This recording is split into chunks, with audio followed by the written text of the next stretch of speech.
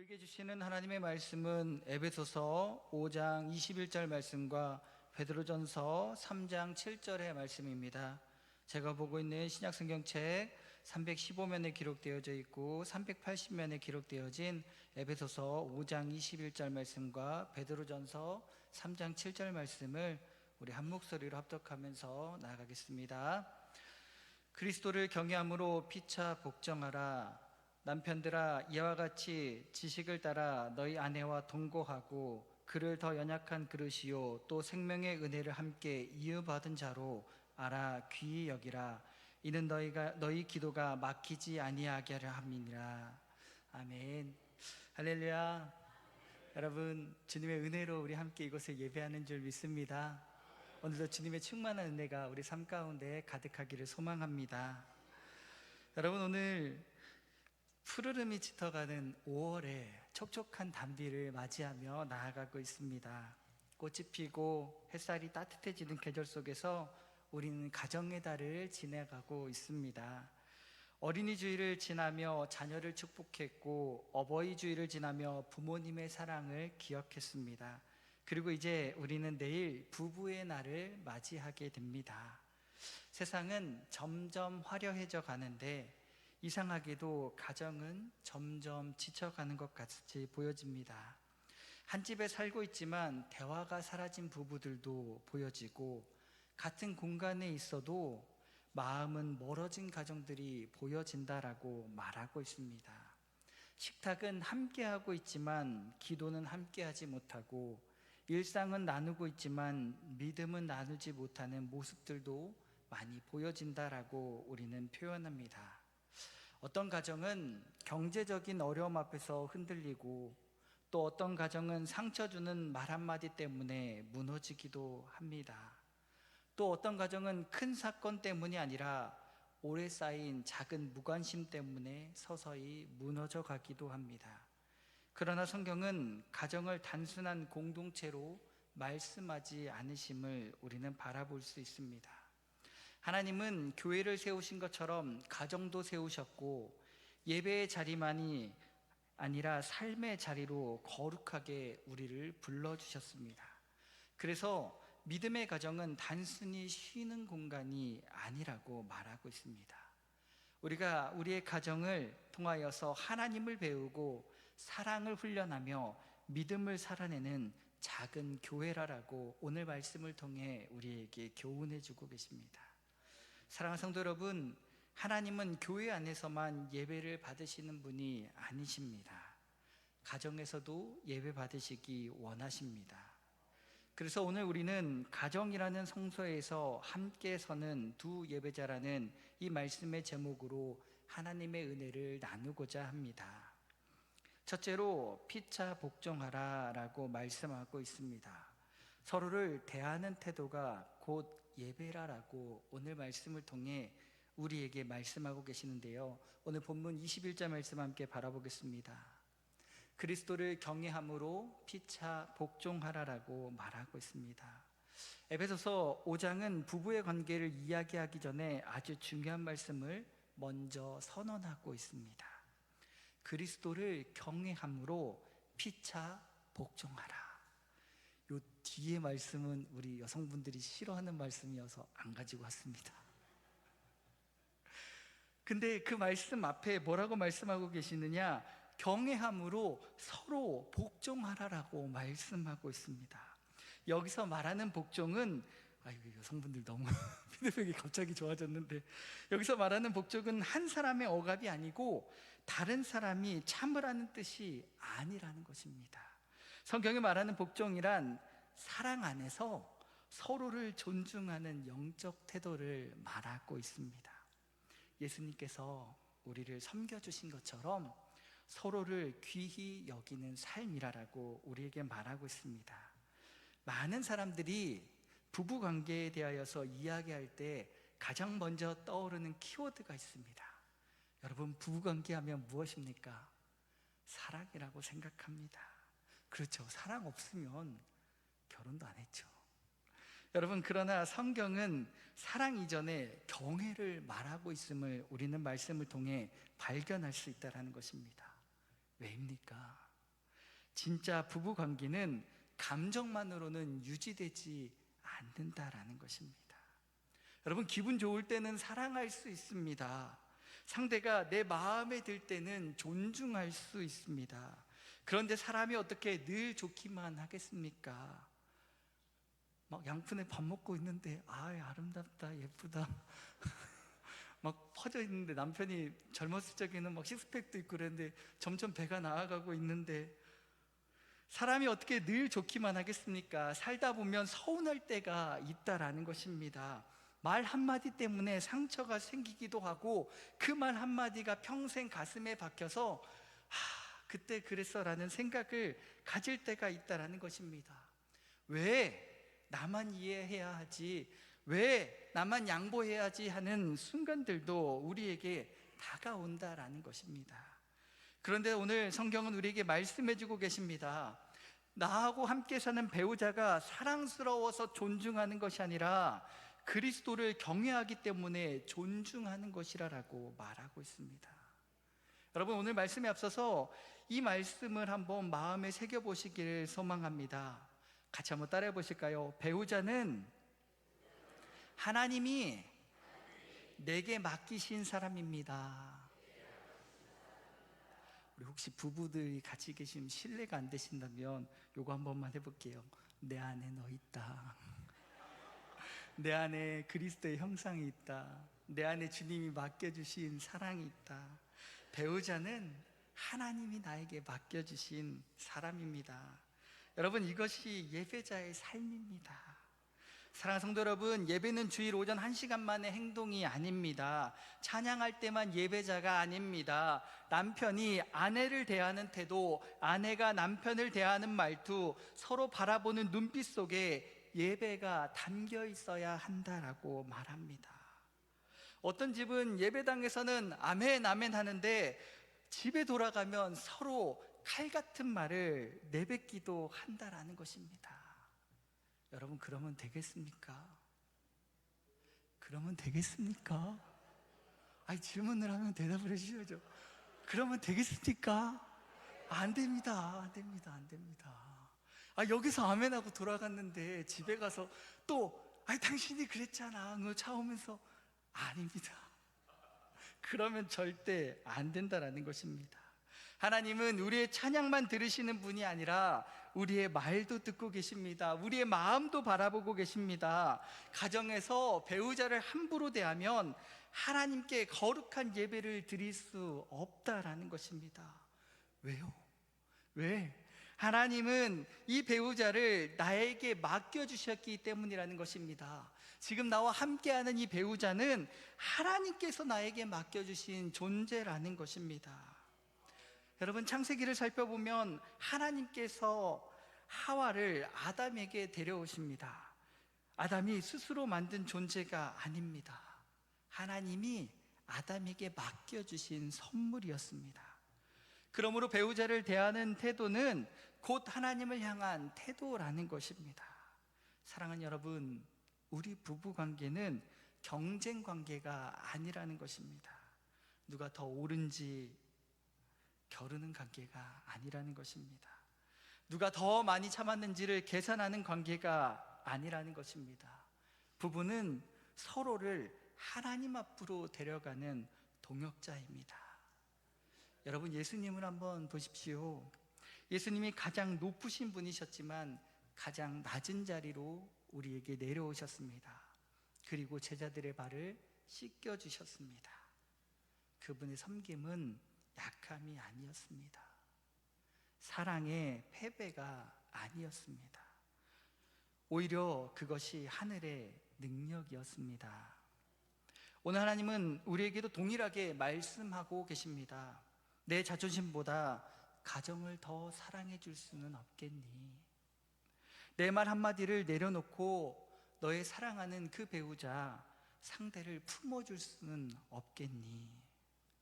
사랑하는 남편 여러분, 사랑하는 남편 여러분, 세상에서 강한 사람으로는 살아도 가정에서는 무릎 꿇는 제사장이 되시기를 소망합니다. 사랑하는 아내 여러분, 가정을 살리는 가장 강한 힘은 비난이 아니라 기도입니다. 가정의 영적 온도는 부부의 태도에서부터 시작된다라고 말하고 있습니다. 존중은 사랑의 언어입니다. 경청은 예배의 태도입니다. 배려는 믿음의 열매입니다. 부부가 서로를 향하여서 부드러운 말을 하기 시작하면 그 집안의 공기가 달라집니다. 그 집안의 온도가 바뀌어진다는 것입니다. 여러분, 집안의 분위기는 돈으로 만드는 것이 아닙니다. 사람의 말로 만들어진다는 것입니다. 따뜻한 말 한마디가 지친 배우자를 살리게 된다는 것입니다. 수고했어요. 괜찮아요. 같이 기도합시다. 그 한마디가 하나님 나라의 언어입니다. 사랑하는 광림의 성도 여러분, 서로를 존중하는 부부는 결국 하나님 앞에 서게 됩니다. 왜냐하면 진짜 사랑은 하나님 없이 오래 버틸 수 없기 때문이라는 것입니다. 두 번째로, 기도를 막히지 않게 하라라는 명령으로 우리에게 말씀하고 계십니다. 부부는 함께 숨쉬는 영적 동역자임을 기억하실 수 있는 저와 여러분 되기를 소망합니다. 오늘 함께 읽었던 베드로 3장 7절 말씀은 참 놀라운 말씀입니다.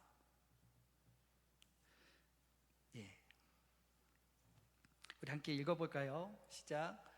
남편들아, 이와 같이 지식을 따라 너희 아내와 동거하고 그를 더한 그릇이요 또 생명의 의대를 함께 이어받을 자로 알아 귀히 여기라. 이는 너희 기도가 막히지 아니하게 하려 함이라. 그렇습니다. 여러분, 부부의 관계도 기도로 연결하고 계신다라는 것입니다. 이 말이 무슨 말입니까? 부부 관계가 무너지면 영적 호흡도 약해진다라고 말씀해 주고 있습니다. 어떤 사람은 교회에서 뜨겁게 기도합니다. 그런데 집에 가면 냉랭하다라는 것입니다. 하나님은 그것을 원치 않으신다라고 말하고 있습니다. 아까도 말씀드렸지만 하나님은 교회 안에서만 모습을 바라보시지 않으십니다. 집안의 모습에서도 바라보고 있다라는 것입니다. 사랑하는 여러분, 기도는 기술이 아닙니다. 여러분, 기도는 기술이 아니라 관계라는 것입니다. 하나님과의 관계가 막히면 기도가 힘을 잃고 사람과의 관계가 무너지면 마음이 메말라진다라는 것입니다. 특별히 부부는 가장 가까운 관계입니다. 그래서 사단은 가정을 공격합니다. 부부 사이를 공격합니다. 왜냐하면 부부가 무너지면 자녀도 흔들리고 예배도 흔들리기 때문이라는 것입니다. 어떤 부부는 같은 침대에서 함께 동침하지만 마음은 수천 킬로미터 떨어져 있을 수 있다라는 것입니다. 대화가 없습니다. 기도가 없습니다. 웃음이 없습니다. 그러나 여러분, 손을 놓는 순간 마음도 멀어진다라는 것입니다. 어떤 부부는 말이 안 통해도 손잡고 기도할 때 다시 울기 시작합니다. 하나님, 우리 둘 다 지쳤습니다. 그 짧은 기도에서 얼어있던 마음이 녹기 시작합니다. 그래서 함께 기도해야 합니다. 길게 못해도 괜찮습니다. 대단하게 하지 못해도 괜찮습니다. 짧게라도 손잡고 기도하십시오. 하나님, 오늘도 우리 가정을 지켜주십시오. 남편이 힘낼 수 있도록 힘을 주십시오. 아내에게 은혜를 더하여 주십시오. 우리 자녀들을 붙들어 주십시오. 그 짧은 기도가 우리 가정을 살릴 줄 믿습니다. 부부가 함께 무릎 꿇는 순간 사탄은 틈타기 어려워집니다. 왜냐하면 기도는 단순한 종교행위가 아니라 영적인 전쟁이기 때문입니다. 우리의 영혼이 주님과 호흡하고 있다면, 배우자의 약점을 우리가 호흡하고 있다면 하나님은 우리와 동행하시며 우리의 삶을 인도하신다라는 것입니다. 사랑하는 성도 여러분, 배우자의 약점을 비난의 재료로 사용하시지 않는 저와 여러분이 되기를 소망합니다. 여러분, 이 비난의 재료를 하나님 앞에 들고 나아갈 기도의 제목으로 바꾸실 수 있는 저와 여러분이 되기를 소망합니다. 왜 저래? 왜 저래?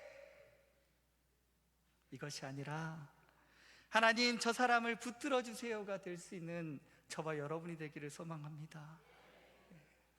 안 왔습니다. 여러분, 기도하면 배우자는 쉽게 포기하지 않습니다. 왜입니까? 하나님 앞에서 물어본 사람은 사람 앞에서 함부로 정죄하지 못하기 때문이라는 것입니다. 그 사람 놓고 기도해 본 사람은, 울며 기도하는 사람은 함부로 정죄하지 않는다라는 것입니다. 어떤 아내는 남편 때문에 많이 울었습니다. 어떤 남편은 가정을 위해 혼자 눈물을 흘렸습니다. 여러분, 하나님은 그 눈물을 아시고 그 호흡을 기억하고 계신다라는 것입니다. 그래서 오늘 하나님은 말씀을 통하여 우리에게 교훈하고 계십니다. 사랑하는 아들아, 사랑하는 딸아, 혼자 버티지 말고 함께 기도하라라고 우리에게 말씀하십니다. 여러분, 기도는 즉시 그 문제를 해결하지 않을 수도 있습니다. 기도한다고 바로 모든 것이 해결되지 않을 수도 있습니다. 그러나 기도는 우리를 무너지지 않게 만든다라는 것입니다. 기도하는 부분은 천천히라도 회복되게 된다라는 것입니다. 왜냐하면 하나님이 그 가정 가운데 역사하시기 때문입니다. 그런데 여러분, 기도만으로 충분하지 않다라는 것입니다. 기도하는 가정은 반드시 말씀 위에도 서 있어야 한다라는 것입니다. 여러분, 부부가 함께 기도하면 마음이 연결됩니다. 그리고 함께 말씀을 붙들면 방향이 맞춰진다라는 것입니다. 셋째로, 같은 말씀을 먹는 부부가 같은 방향으로 나아가게 됨을 바라볼 수 있는 저와 여러분이 되기를 소망합니다. 신명기 6장 7절의 말씀을 살펴보면 이렇게 기록하고 있습니다. 내 자녀에게 부지런히 가르치며 집에 앉을 때에든지 길에 갈 때에든지 누워있을 때든지 일어날 때이든지 이 말씀을 강론할 것이며 라고 기록하고 있습니다. 신명기 6장은 믿음의 가정이 어떤 모습을 보여줘야 하는지를 보여주고 있다는 것입니다. 하나님은 오늘 우리에게 말씀하십니다. 집에 앉아있을 때에도 길을 갈 때에도 말씀을 나누라라고. 사랑하는 성도 여러분, 가정은 결국 무엇을 가장 많이 이야기하느냐에 따라 방향이 결정된다라는 것입니다. 불평을 이야기하면 가정에 어둠이 쌓입니다. 염려만 이야기하면 두려움이 자라납니다. 그러나 말씀이 흐르기 시작하면 분위기가 달라진다라는 것입니다. 어떤 부부는 만나면 자녀 걱정만 합니다. 아이고 첫째가, 아이고 둘째가. 또 어떤 부부는 만나면 경제 이야기만 합니다. 이번에 좋은 게 나왔는데, 이번에 삼전을 5만 원일 때 샀어야 되는데, 저번에 금을 한번 샀어야 되는데, 기름값 오르기 전에 기름 사놨어야 되는데. 또 어떤 부부는 사람 이야기만 합니다. 세상에 앞집 엄마가, 뒷집 아저씨가, 어떤 장로님이. 여러분, 그러다 보면 영혼이 메말라진다라는 것입니다. 그러나 예배자는, 예배하는 부부는 은혜를 나누는 사람들이라는 것입니다. 오늘 말씀 참 은혜로웠어. 오늘 새벽에 하나님께서 나에게 이런 감동을 주셨어. 오늘 아침을 시작하면서 이런 찬양을 듣는데 눈물이 났어. 오늘 그 찬양 가운데 나에게 이런 감동을 줬었어. 하나님이 문득 기도하는데 이런 마음을 주셨어. 이런 대화가 가정을 살린다라는 것입니다. 여러분, 말씀은 단순한 정보가 아닙니다. 우리가 마주하는 말씀은 영혼의 양식입니다. 같은 말씀을 먹는 부부는 같은 방향으로 나아갑니다. 한 사람은 세상을 바라보고 한 사람은 하나님만 바라본다면 결국 충돌이 생기고 만다라는 것입니다. 그러나 함께 말씀을 붙들면 방향이 맞춰진다라는 것입니다. 말씀은 단순한 좋은 말이 아닙니다. 말씀은 하나님의 마음입니다. 사람의 감정은 흔들려도 하나님의 말씀은 흔들리지 않습니다. 그래서 말씀을 붙드는 가정은 폭풍 속에서도 방향을 잃지 않고 앞으로 나아갈 수 있습니다. 여러분, 배를 탈 때 혹시 데이트하실 때 배 타면서 이렇게 노 저어 보신 적 있으십니까? 혹시 오리배 타셨는데 페달 돌려보신 적 있으십니까? 예, 한쪽은 앞으로 돌리고 한쪽은 뒤로 돌리면 어떻게 됩니까? 서로 열심히 젓고 있는데 앞으로 나아갈 수 있습니까? 그 자리에서 뱅뱅뱅뱅 돌고 있다라는 것입니다. 아무리 열심히 젓는다고 해도 서로 다른 방향으로 저으면 나아갈 수 없다라는 것입니다. 부부도 마찬가지입니다. 사랑하는 성도 여러분, 부부가 한 방향으로 함께 나아가지 않으면 앞으로 나아갈 수 없다라는 것입니다. 여러분, 그런데 부부 뒤에 아이들이 있다라는 것입니다. 여러분, 아이들은 부모의 등을 보고 자라난다라는 것입니다. 부부가 서로 싸우는 모습을 보여줍니다. 그 아이들이 무엇을 보겠습니까? 부부가 사랑하는 모습을 보여줍니다. 그 아이들이 무엇을 바라보겠습니까? 부부가 예배하는 모습을 보여줍니다. 부부가 찬양하는 모습을 보여줍니다. 부부가 문제 앞에 기도하는 모습을 보여줍니다. 여러분, 아이들은 무엇을 바라보겠습니까? 사랑하는 성도 여러분, 부모가 서로 싸우는 모습보다 더 무서운 것은 하나님 없는 모습을 보는 것입니다. 자녀들은 압니다. 우리 아버지는 진짜 하나님을 사랑하는구나. 우리 어머니는 진짜 기도하는 사람이구나. 그것이 자녀에게 가장 큰 신앙 교육입니다. 비싼 학원보다 중요한 것은 가정의 안정적인 분위기입니다. 가정의 영적인 분위기입니다. 예배가 살아있는 집은 쉽게 무너지지 않습니다. 완벽해서가 아닙니다. 풍요로워서가 아닙니다. 예배가 살아있는 집은 하나님께로 돌아갈 자리가 있기 때문이라는 것입니다. 그래서 말씀의 식탁을 회복해야 합니다. 여러분, 거창하지 않아도 됩니다. 식전에 감사기도, 식전에 하나님께서 베풀어 주신 은혜임을 고백하는 기도로 함께 하십시오. 예배 후에 예배 드렸으니 끝이 아니라 예배 후 말씀 한 절이라도 나눌 수 있는 가정이 되기를 소망합니다. 찬양 한 곡이라도 함께 공유하며 그 찬양의 은혜를 나눌 수 있는 가족이 되기를 소망합니다. 그 작은 시작이 가정을 성소로 만들어 갑니다. 사랑하는 성도 여러분, 우리 가운데 완벽한 부부는 아무도 없습니다.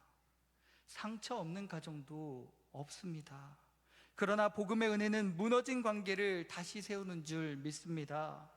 하나님, 예수님의 십자가로 하나님과 우리 사이를 화목하게 하셨고, 그 은혜가 오늘 우리의 가정도 화목하게 하시는 줄 믿으실 수 있는 저와 여러분 되기를 소망합니다. 결론으로 말씀을 정리하려고 합니다.